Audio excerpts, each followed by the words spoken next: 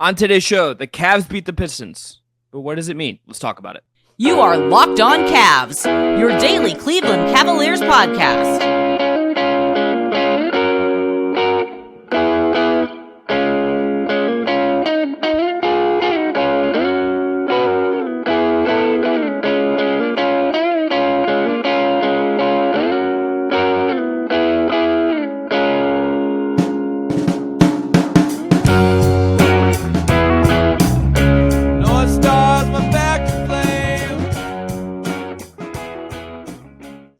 All right, today's episode is brought to you by FanDuel. Make every moment more with FanDuel. That is America's #1 sportsbook and the official sportsbook of Locked On. Right now, new customers come at $5 and get $200 in bonus bets guaranteed.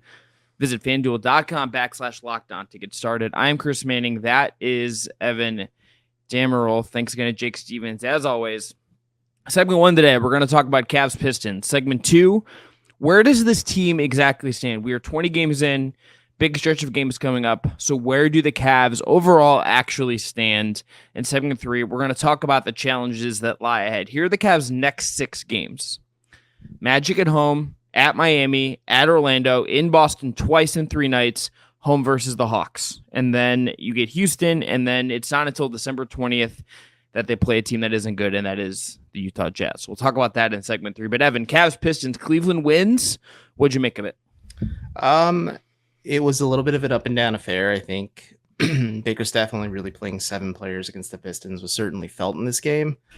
I think just the fact that Detroit was able to kind of get themselves comfortable, whether it was Jaden Ivey or Cade Cunningham, like they certainly put on the pressure, especially when the Cavs came out flat in the second half. But for me, like Isaac Okoro was a godsend in this game because he's the one who really slowed down either of Cunningham or Ivy in this one.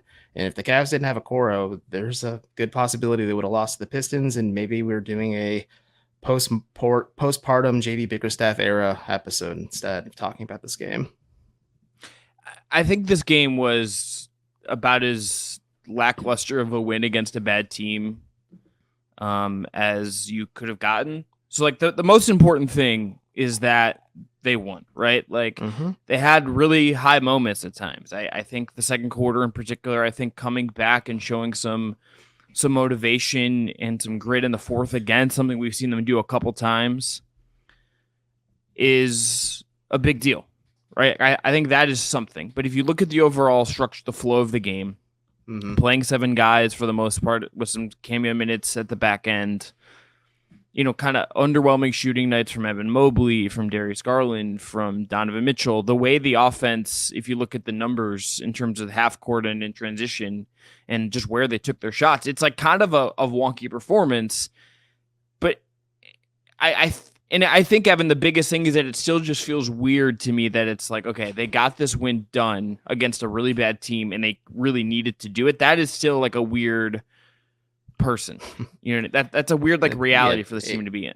This game against the Pistons, when we talked about it for Friday's show last week, I said it was like the pickled ginger you get when you're like eating sushi or enjoying a nice Japanese hibachi dinner. Like it cleanses the palate, and I think that was what the Cavs needed to do, is at least get part of the load off their shoulders in that loss against Portland. I think just going forward, you're hoping that the shooting numbers kind of regress back to normal. Like guys are shooting a little bit better from the floor. I think for me, Darius Garland was a little bit better in this game just because he didn't turn over the ball so much comparatively to how he did against the Blazers. But it's still not an ideal situation. Like Garland is like second in the league in turnovers, I think, and second in the league in turnover percentage behind Kelly Olynyk. And like his assist numbers are the second best in his career, with his worst being second worst in his career, the worst being his rookie season. Like there's a lot of just stuff that's kind of in a funk and in a rut. But if this win gets them back in a little bit of a groove, and then they do have the added luxury of having 2 days off before they play again because of the in-season tournament knockout portion, maybe getting healthy as well will be the thing. But yeah, like getting a win was paramount, especially just after how things transpired against the Blazers, especially in that second half against Portland. I think one of the parts of this that I look at from a just an analyzing the game perspective is just how they won the game offensively is a little wonky, but sometimes that is going to happen. If you just look at the clean of the glass numbers on this, they had a bad offensive. Like, this was not a good offensive game for either team. Cleveland had an offensive rating of 111.2. Detroit was at 103.1. Both pretty bad. Neither team really shot a lot at the rim. Neither team took a lot of threes. This was a game where the Cavs took 51% of their shots in the mid-range, and the Pistons took 38%. Cleveland was at 53.5% on their mid-range shots. Pistons at 46.9. Like, this was like a very old school kind of like screw the modern offense vibe game, and that's also just like a weird thing to look at, because like Steph's war against the computers drags on. Like this is like not a way. Like, this is not like, if you're gonna say, okay, they got to win, they turn the corner. To me, Evan, I don't look at this game and the performance and think, yes, this is now the template. This is like a needed win, but it is still not like a good version of like what this team should be. Oh God, no. This is the antithesis to modern basketball at many points in this game. Like you said, a lot of their damage was done in the mid-range. I think the Cavs did find a lot of success in the first half of just doing that applying that downhill pressure that they've been finding a lot of success with this season. And they pulled off from it a little bit in the second half. But I think, again, Okoro just kind of being wrecking havoc, on defense helped a lot with Cunningham and Ivy. But yeah, this was not a great win. This was kind of a throwback win, as you would say, like to the early 2000s. But again, I just think Cleveland needed to get a win under their belt to kind of just distance themselves from that Blazers loss, and then shift their focus to Orlando on Tuesday and really study the film hard on like, okay, what wasn't working and why were we so inefficient on the floor? And maybe they can't fix it all in one game or the span of one game to another, but there's small adjustments they can make to continually build towards a much more efficient and modernized basketball team. I think the last person to shout out here is Isaac Okoro. Jared Allen post-game called him undervalued, and I think if you even look at his game and still say there are some flaws here, he passed up an open three at one point in this game and then ended up taking it from the corner, but airballed it. He's still hesitant to shoot as much as you'd like, but 9 points, 6 boards, 4 assists, 4 steals, super duper driving to the rim, just putting rim pressure on the Pistons. Like, I thought this was just one of those games where you bottle it up and say, this is the case for Okoro to get minutes. And maybe it's not 33 a night, but is it 20? Is it 25? There's just like an element this guy, I think, brings, Evan, that you felt it in this game. Like, I don't think they win this game unless he shows up and does what he did.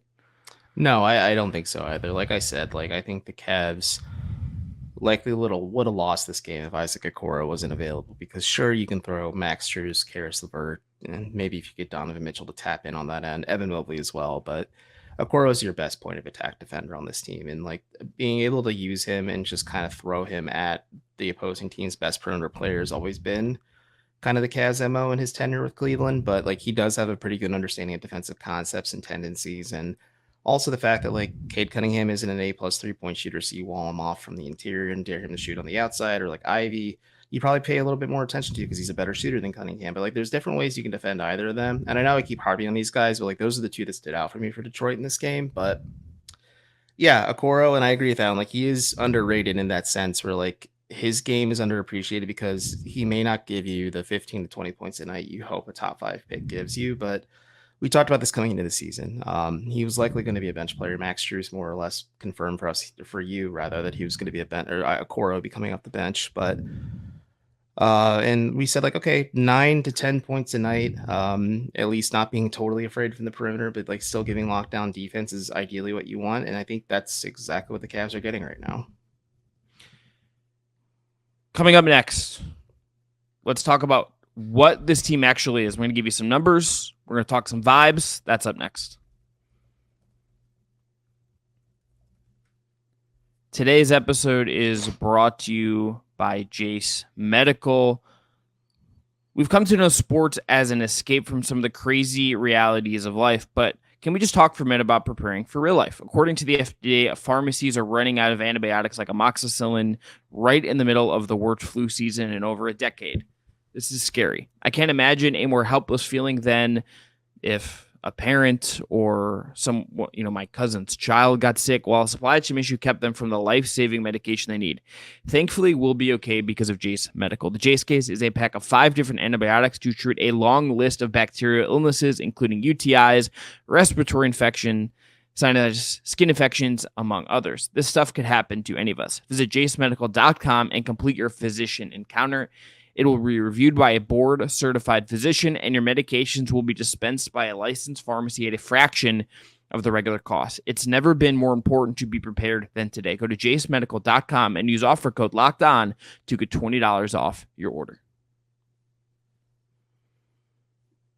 All right, here is where the Cavs stand 20 games in. They are 11-9.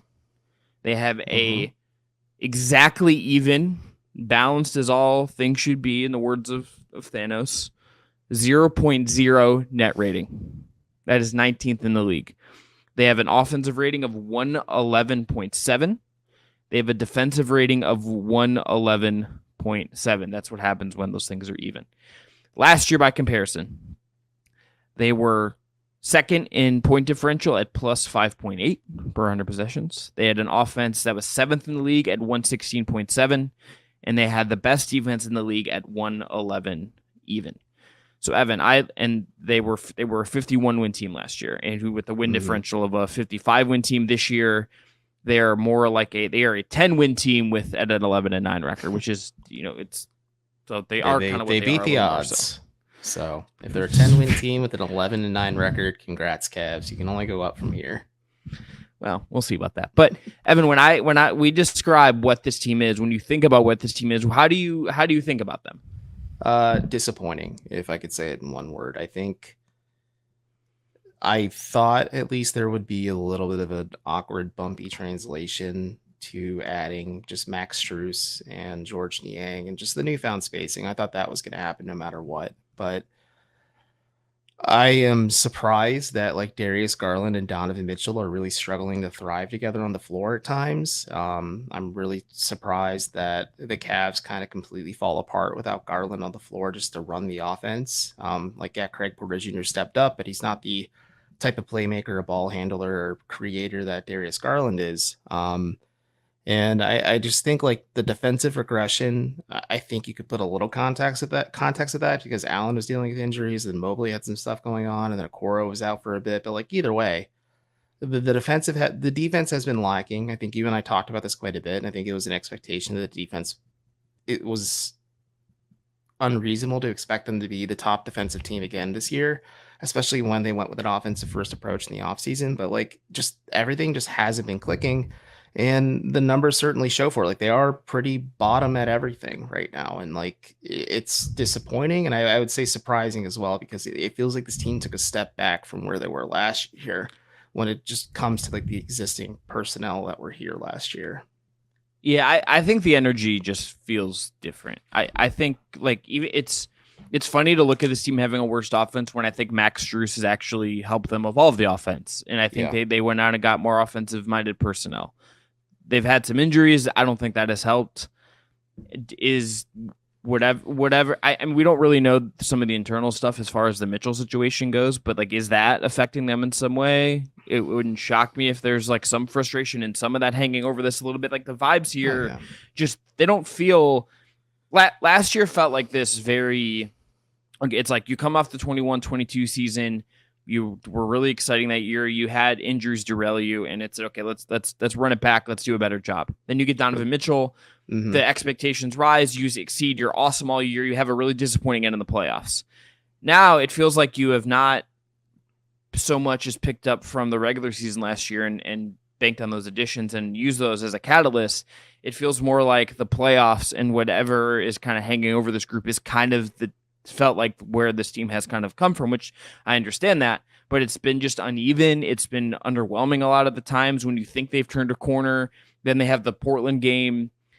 It's just everything feels off. Something just feels off. Turning the corner feels like Wile E. Coyote painting a tunnel onto a cliffside and watching the Roadrunner run through it, and then Wile E. Coyote runs into the cliffside. That's what it just feels like for me. Like they just keep, it's like one step forward, two steps back, whether it's guys coming in out of the rotation or just like up and down performance or effort. Like even the Detroit game, like they came out kind of hot in the first half, and then they came out like sleepwalking in the third quarter, and Detroit like built a pretty big lead, and then the Cavs were able to dig deep, thanks again to Isaac Okoro, to find a way to win that game. But yeah, I think, and that's the fascinating thing, is last year expectations I think were already higher because they're coming off a very fun and exciting year.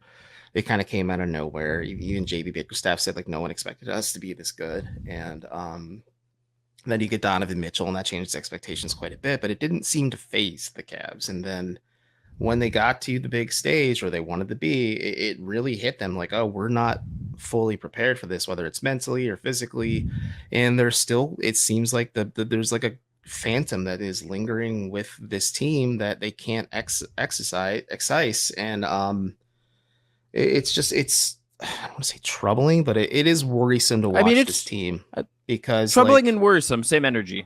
Yeah, I guess you're right there. It's just, it's hard to watch this because you're thinking like, okay, we talked about this after Boston got Drew or Milwaukee got Dame, and they're all having their own issues on their own side, but they're still hitting their stride pretty well. They're two of the top teams in the Eastern Conference.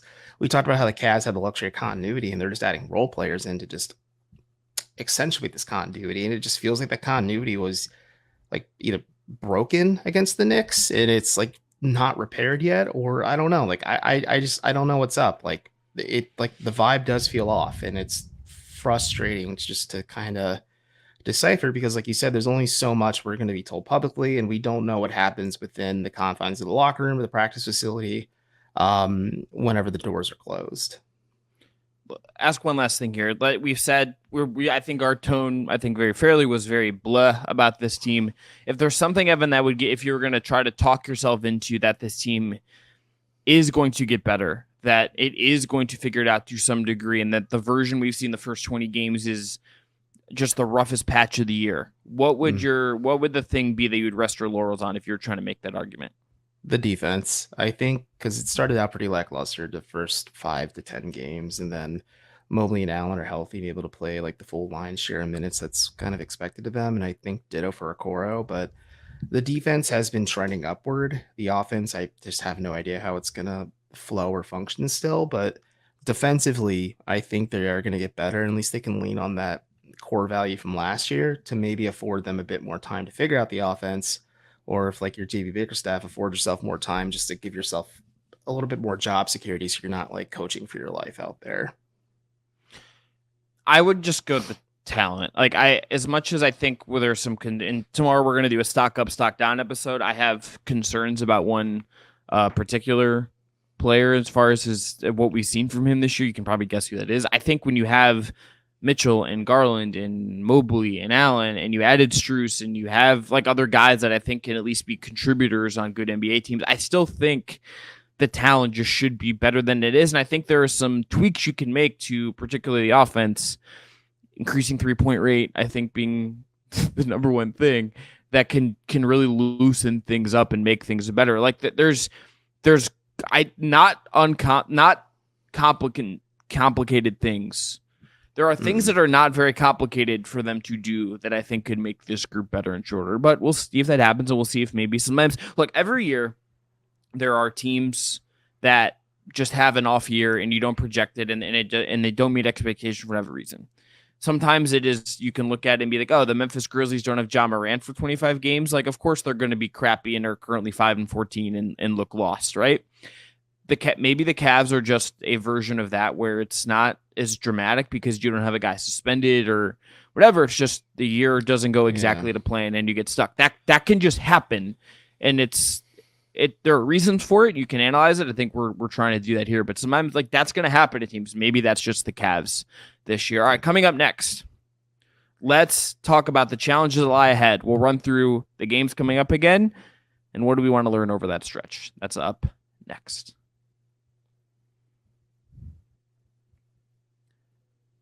Today's episode is brought to you by FanDuel. Score this NFL season with FanDuel, America's #1 sportsbook. Right now, new customers get $150 in bonus bets with any winning $5 moneyline bet. That is $150 if your team wins. If you've been thinking about joining FanDuel, there's no better time to get in on the action. The app is so easy to use. There's a wide range of betting options, including spreads, player props, over-unders, and more. They also have NBA in-season tournament odds and props and all of that. If that's what you're interested in this week, it is timely, and they'll have Cavs odds for their games this week as well. Right now, visit FanDuel.com/LockedOn and kick off the NFL season and tip off some NBA action as well. That's FanDuel, official partner of the NFL and official sportsbook of Locked On. All right, here are again the next 6 games, and then, well, it's really 7 if I'm going to include the Houston one, because Houston's good and has a really good defense. Magic at home, at Miami, at Orlando, in Boston twice in 3 days, home versus Atlanta, and then Houston. And again, they do not play a team that is actively bad, a la the Blazers or the Pistons, and this is probably a little bit better team than that, and that's the Jazz. That is on December 20th. So, Evan, you look at that stretch. I was going to say during that stretch, like the Hawks are technically the worst team in the bunch just because of their defense, but like we've seen, I mean, if you look at record and all of that, like they are right now. Orlando's 14-6, Boston's 15-4. The Hawks are 9-10. The Cavs are 11-9. The Heat are 11-9 as well. As we record this. That'll change between now and then, obviously. So, Evan, you look at that stretch of games and you look at what's coming. What are you looking for? What is your view on that stretch? Well, weirdly enough, I had to pull this up. The Cavs are 6-3 on the road this season, so maybe they are a road warrior team now instead of enjoying the confines of Rock and Mortgage Fieldhouse. But how do they handle a tough and lengthy road trip? Like their game against Orlando is their last game at home for about 10 days before they face the Hawks, I believe, at home after that. Just you're mentioning the stretch. Yeah. And so like they have quite a big gap when they're not home. And like there are trials and tribulations that come with lengthy road trips. And like I've asked the coaches and players about this in the past, like how can you maximize that opportunity? And yeah, those are opportunities from the bond to get closer. And maybe this road trip does become a bit of the catalyst for them where like they kind of come closer. They build some of that chemistry and rapport that's been lacking on the floor. But I just want to see how they handle a lengthy road trip against a lot of really good teams like Boston, 2 games in 3 nights. That's tough. You have to go down to Miami. That's tough. You have to play Orlando at home and on the road. That's going to be hard no matter what. Like it's going to be a lengthy stretch for the Cavs. Like they have to handle it on a game by game basis, of course, but also like, how are they going to handle it? Because their last road trip was on the West Coast and it was kind of up and down. Like they beat the Blazers, but they lose to the Kings. They beat the Warriors. They lose to the other name's escaping me, but Oklahoma City. And so like it's up and down then. Like, can they have a more solid, consistent road trip? And that's what I'm kind of looking at. Then also just like on an individual scale, like all these games present different pressure points for Cleveland to handle. And I'm curious to see how they handle all of them. I think the idea that this is a test is the right way to look at it. So good teams will come out of this and win a reasonable number of these games. I don't think they're going to go 8-0 or 7-0 in the hard games or go 7-1 and whatever. Like I think if they beat Orlando at home, win one of the 2 games in Miami, Orlando, beat Atlanta at home again, like do the things you kind of need to do and are 500 or 4-3 or something like that over the stretch. That is something a good team would do. Not a great team, but a good team. And the Cavs kind of have to go from kind of to good. I think that's the transition level we're looking at here. I think the laziest thing to do here for people thinking about this is to look at this and say, oh, it's a hard slate. Either be doom and gloom about it or just write it off and say whatever they do, it doesn't matter. That's just not how I think if you're the team, I think if you're talking about this team, if you're thinking about this team, this is the stretch where you learn what this team is to some degree. It's 6 straight games against teams that are playoff caliber, and then a good team in the Rockets, or at least like a competitive team with a good defense in the Rockets. This stretch of games, Evan, I think is about learning. I think like right now they're 2 games above 500. with the win differential of an exactly 500 team. They are, again, even. It has been even and up, and they've ended up at kind of an even place after being very up and down all year. You could frame that how you want to. But I think these next stretch of games, and there will be some context, in various ways, that always how this works, but we're going to learn something. And at a certain point, like your record and your wins and your losses tell us what you are. I think that's where we're at with this. That's why this stretch to me is so interesting. It's because we're going to learn something a little more definitive about what this team actually is right now.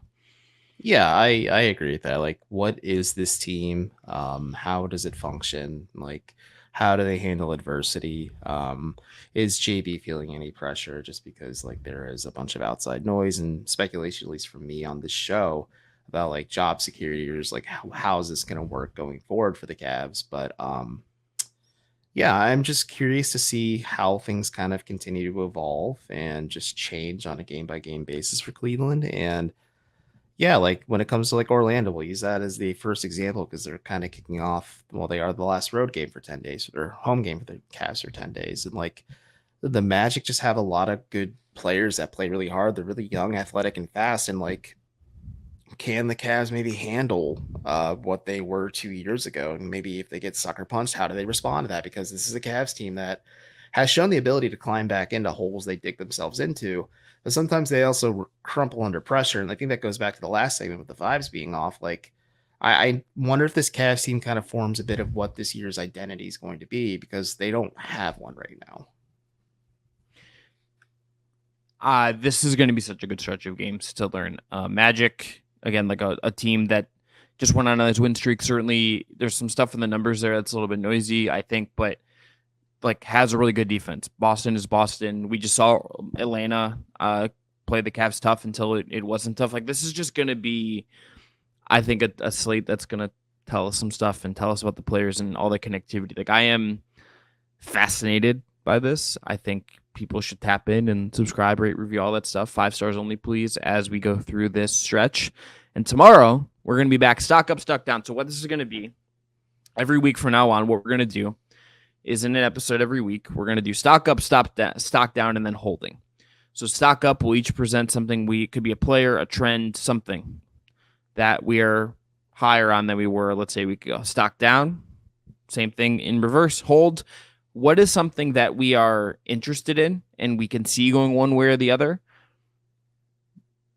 but maybe it's time to just wait a little bit more to see what the information tells us. That could be lineups. Again, that could be players. That could be a whole bunch of things, but we'll talk about that tomorrow. Want to remind you can catch NBA games on Sirius XM on the SXM app.